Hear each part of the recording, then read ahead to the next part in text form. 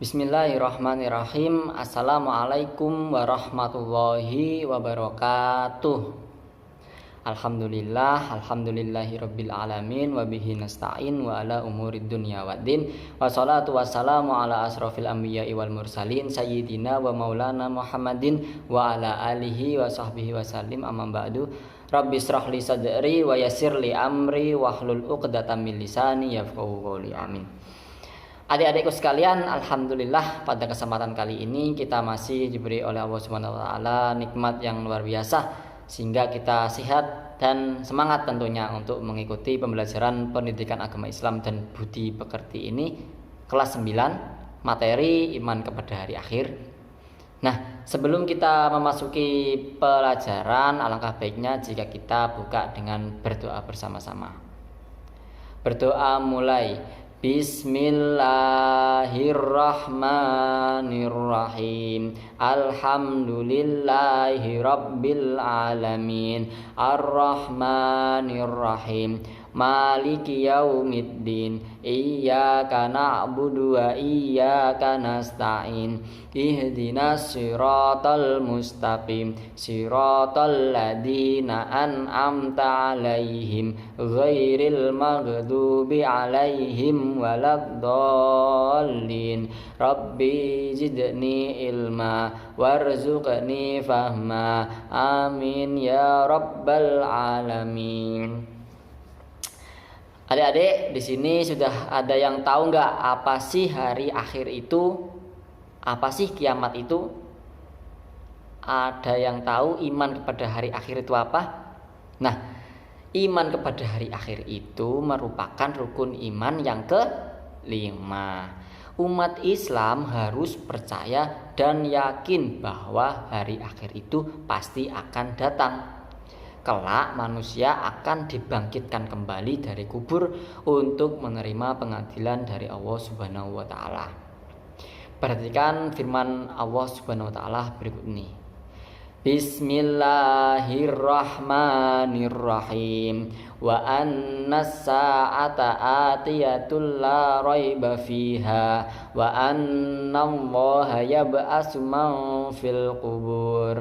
Artinya, dan sungguh hari kiamat itu pasti datang, tidak ada keraguan padanya, dan sungguh Allah akan membangkitkan siapapun yang di dalam kubur. Quran surat Al-Hajj ayat 7.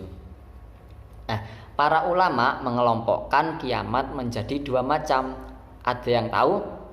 Ya, kiamat sughra dan kiamat kubra. Yang pertama yaitu kiamat sughra, kiamat kecil. Ya, nama lain dari kiamat sughra itu kiamat kecil. Arti dari kiamat sughra itu kiamat kecil. Oke. Yang artinya terjadinya kematian yang menimpa sebagian umat manusia.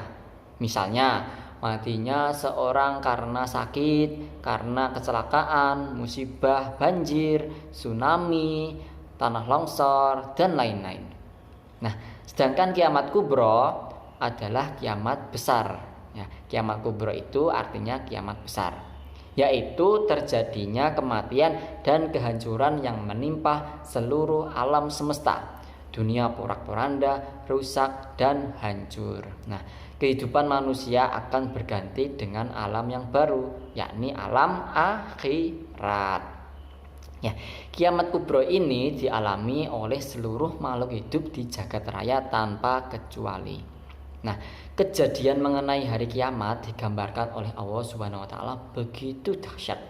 Sebagaimana yang tertuang dalam Quran surat Al-Qari'ah ayat 4 sampai 5. Ada yang hafal?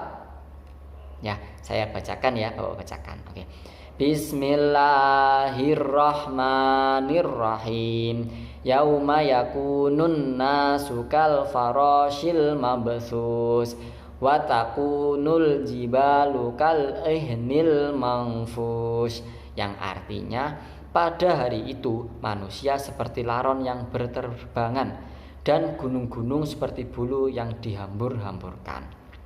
Di dalam Quran surat Al-Zalzalah ayat 1 dan 2 Allah juga berfirman, Bismillahirrahmanirrahim. Idza zulzilatil ardu zilzalaha wa akhrajatil ardu athqalaha. Yang artinya, apabila bumi digoncangkan dengan goncangan yang dahsyat dan bumi telah mengeluarkan beban-beban berat yang dikandungnya. Quran surat Al-Zalzalah ayat 1 sampai 2. Kiamat kubra memang belum terjadi sehingga tak seorang pun mengetahui peristiwa yang sebenarnya. Namun kita mengetahuinya dari firman Allah Subhanahu wa taala dan hadis Nabi sallallahu alaihi wasallam. Adapun kejadian kiamat kubra digambarkan oleh Allah Subhanahu wa taala sebagai berikut. Yang pertama itu diawali dengan tiupan sangkakala dari malaikat Israel. Nah, kejadian ini menyebabkan semua makhluk akan mati kecuali yang dikehendaki hidup oleh Allah Subhanahu wa taala. Firman Allah dalam Quran surat Az-Zumar ayat 68 berbunyi, Bismillahirrahmanirrahim. Wa nufikha fis suri fasa'iqa man fis samawati wa man fil ardi illa man sya'allah. Summa nufikha fihi ukhra fa idza hum qiyamun yanzurun. Yang artinya, dan sangkakala pun ditiup, maka matilah semua makhluk yang di langit dan di bumi kecuali mereka yang dikehendaki oleh Allah.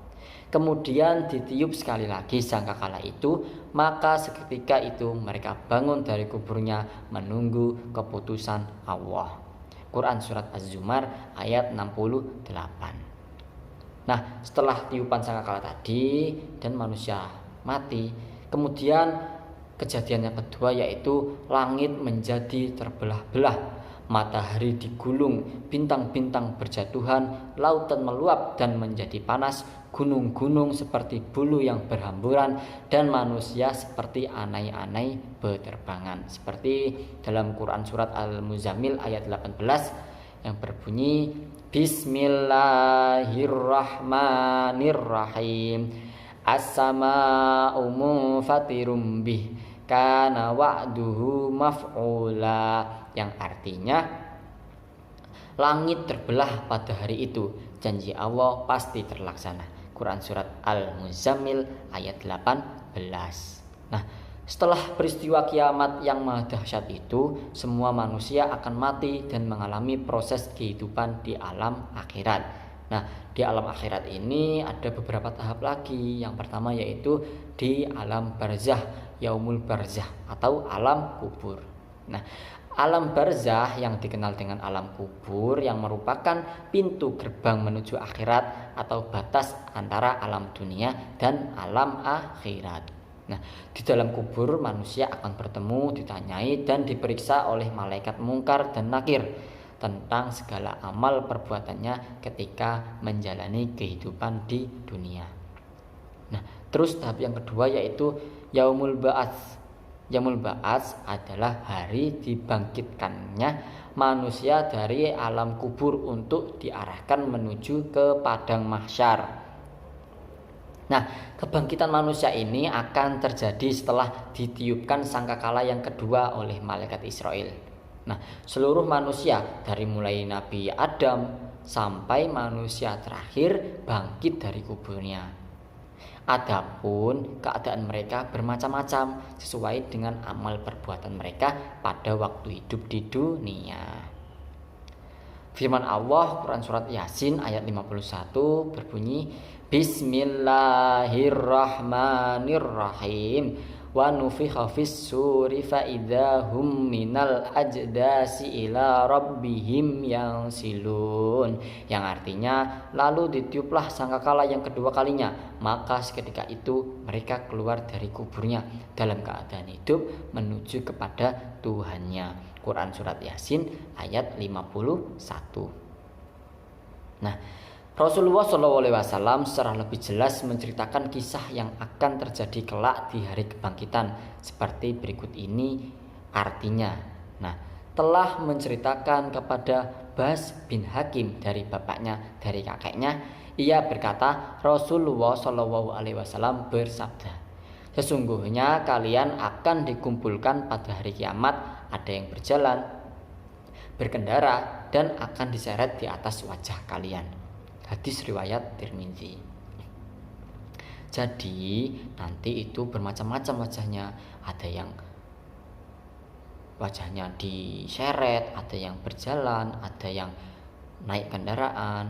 Nah itu terjadi di mana ya? Di yaumul ba'ats, bangkit dari kubur. Nah kejadian yang ketiga yaitu yaumul mahsyar atau yaumul mahsyar.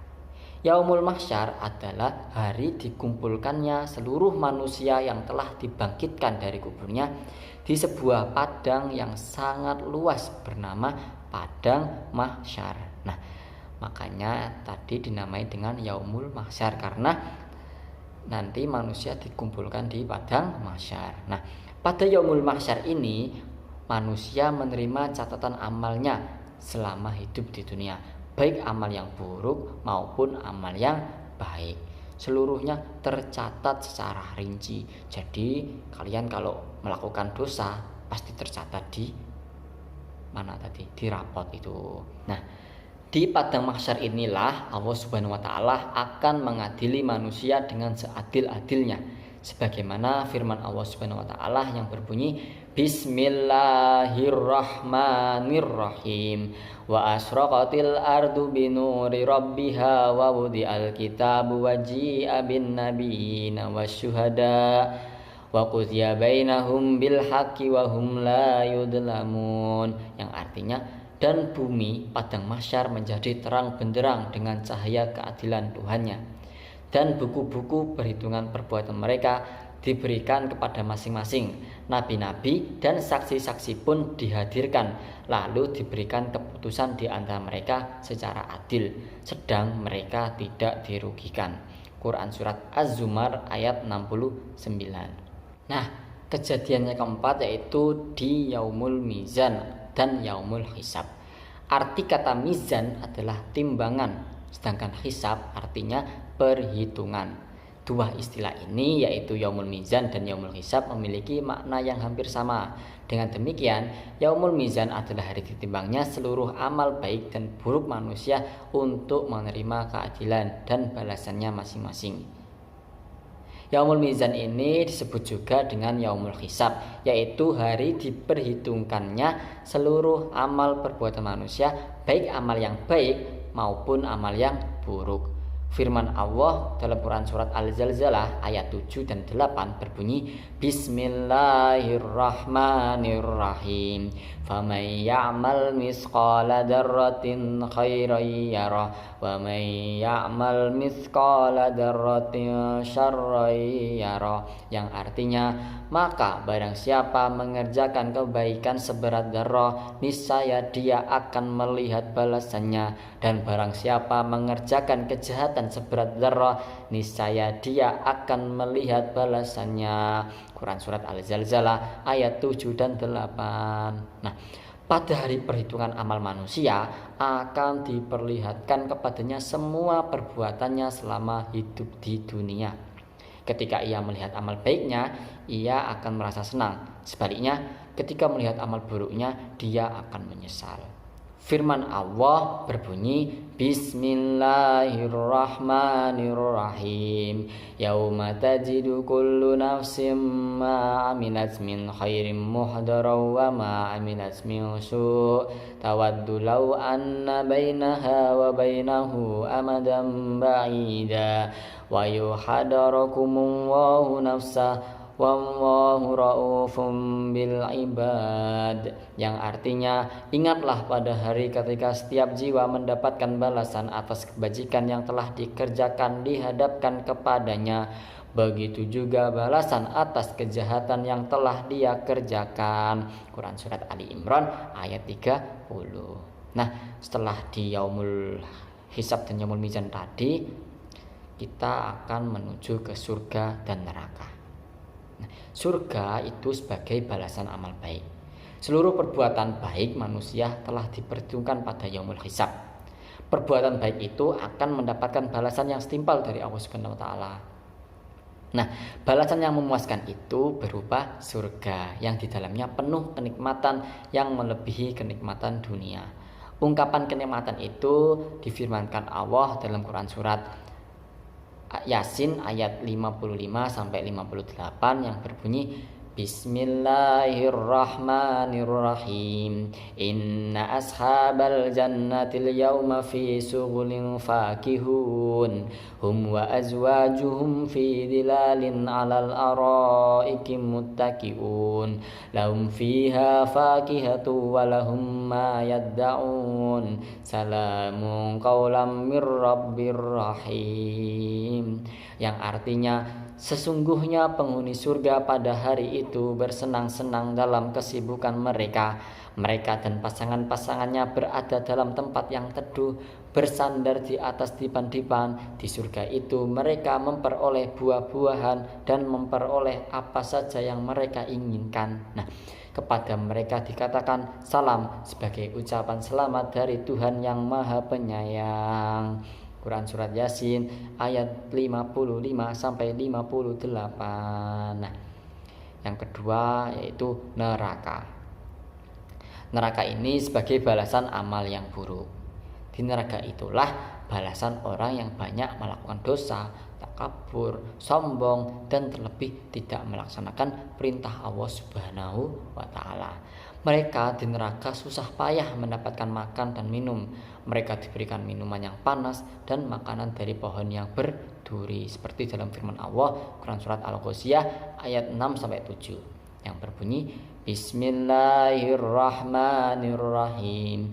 Laisa lahum ta'amun illa min dari la yusmin wa la yughni min ju'. Yang artinya tidak ada makanan bagi mereka selain dari pohon yang berduri yang tidak menggemukkan dan tidak menghilangkan lapar. Quran surat Al-Ghasyiyah ayat 6 sampai 7. Nah, para penghuni neraka tidak akan merasa aman atau menyenangkan sebab selalu diliputi oleh angin dan air yang sangat panas. Seperti dalam Al-Qur'an, Quran surat Al-Waqiah ayat 42 sampai 44 yang berbunyi Bismillahirrahmanirrahim. Fi samumi wa hamim wa dhillim yahmum la baridu wa la karim. Yang artinya mereka dalam siksaan angin yang sangat panas dan air yang mendidih dan naungan asap yang hitam, tidak sejuk dan tidak menyenangkan. Quran surat Al-Waqiah ayat 42 sampai 44. Nah, adik-adik, itu tadi pelajaran pada hari ini. Semoga apa yang kita pelajari bermanfaat dan pastinya menambah keimanan kita tentang iman iman hari kiamat. Nah, kurang lebihnya Bapak mohon maaf yang sebesar-besarnya. Sebelum kita akhiri, mari kita membaca kafaratul majlis bersama-sama. Oke. Bismillahirrahmanirrahim. Subhanakallahumma wa bihamdika asyhadu an la ilaha illa anta astaghfiruka wa atubu ilaik. Akhirul kalam, wallahul muwaffiq ila aqwamit thoriq. Wassalamualaikum warahmatullahi wabarakatuh.